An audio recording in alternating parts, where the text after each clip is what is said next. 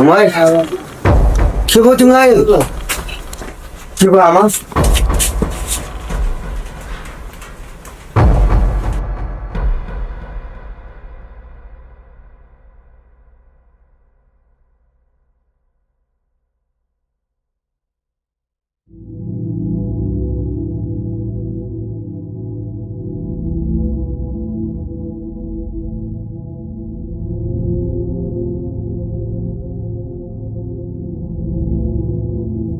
त्यस्तो आतिनु पर्दैन बाबु नर्मलै छ आमाको सल्लाह हस् डाक्टर साहब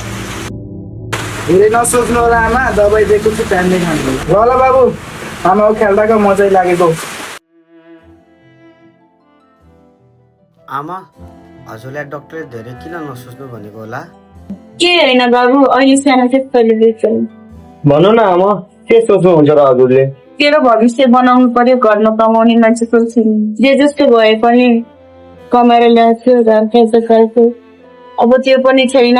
चिन्ता नगरेर के गर्नु म छु नि आमा पछि कमाउन जान्छु साडी ल्याउँछु चुरा ल्याउँछु धेरै खानेकुरा ल्याउँछु सहर घुम्न लान्छु आमा सोच्नु ल ल हुन्छ